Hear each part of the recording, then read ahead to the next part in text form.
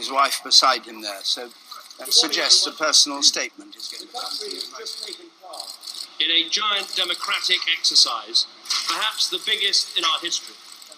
Over 33 million people from England, Scotland, Wales, Northern Ireland and Gibraltar have all had their say. We should be proud of the fact that in these islands we trust the people with these big decisions. We not only have a parliamentary democracy, but on questions about the arrangements for how we're governed, there are times when it is right to ask the people themselves, and that is what we have done. The British people have voted to leave the European Union, and their will must be respected.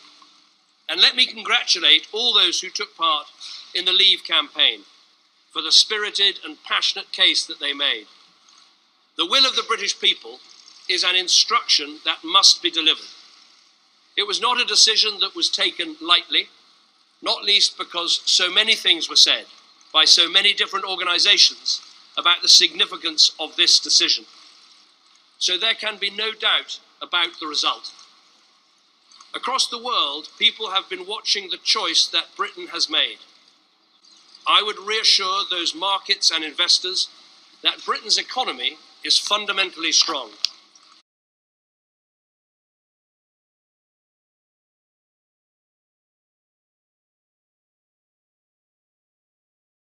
And I would also reassure Brits living in European countries and European citizens living here that there will be no immediate changes in your circumstances.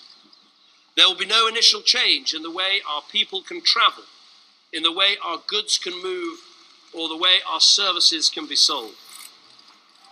We must now prepare for a negotiation with the European Union.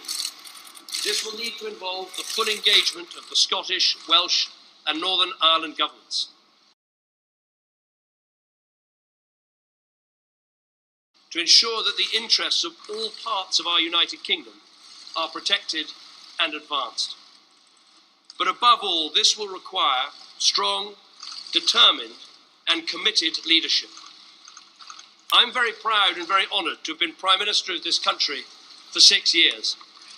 I believe we've made great steps, with more people in work than ever before in our history, with reforms to welfare and education, increasing people's life chances, building a bigger and stronger society, keeping our promises to the poorest people in the world, and enabling those who love each other to get married whatever their sexuality.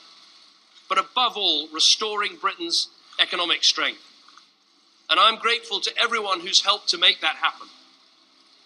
I've also always believed that we have to confront big decisions, not duck them. That is why we delivered the first coalition government in 70 years to bring our economy back from the brink. It's why we delivered a fair, legal, and decisive referendum in Scotland. And it's why I made the pledge to renegotiate Britain's position in the European Union and to hold a referendum on our membership, and have carried those things out. I fought this campaign in the only way I know how, which is to say directly and passionately what I think and feel, head, heart, and soul. I held nothing back.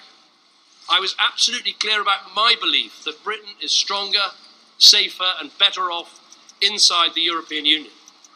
And I made clear the referendum was about this and this alone, not the future of any single politician, including myself. But the British people have made a very clear decision to take a different path. And as such, I think the country requires fresh leadership to take it in this direction. I will do everything I can as Prime Minister to steady the ship over the coming weeks and months. But I do not think it would be right for me to try to be the captain that steers our country to its next destination. This is not a decision I've taken lightly, but I do believe it's in the national interest to have a period of stability and then the new leadership required. There is no need for a precise timetable today, but in my view we should aim to have a new Prime Minister in place by the start of the Conservative Party conference in October.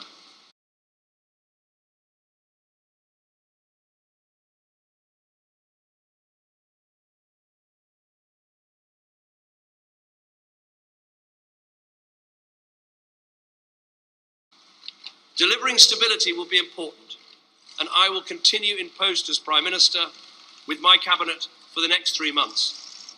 The Cabinet will meet on Monday. The Governor of the Bank of England is making a statement about the steps that the Bank and the Treasury are taking to reassure financial markets. We will also continue taking forward the important legislation that we set before Parliament in the Queen's speech.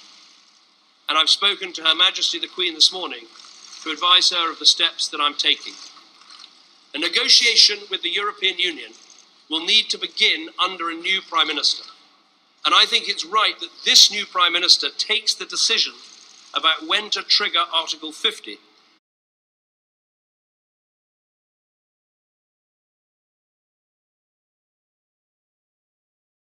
and start the formal and legal process of leaving the EU.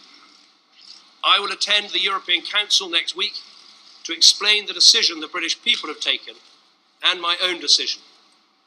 The British people have made a choice. That not only needs to be respected, but those on the losing side of the argument, myself included, should help to make it work. Although leaving Europe was not the path I recommended, I am the first to praise our incredible strengths. I've said before that Britain can survive outside the European Union, and indeed that we could find a way. Now the decision has been made to leave, we need to find the best way. And I will do everything I can to help. I love this country, and I feel honoured to have served it. And I will do everything I can in future to help this great country succeed. Thank you very much. Prime Minister with Samantha, his voice breaking as he said those last words, announcing that he was going to stand down and they needed a new leader, a new Prime Minister by October, and only then would negotiations, he seemed to say,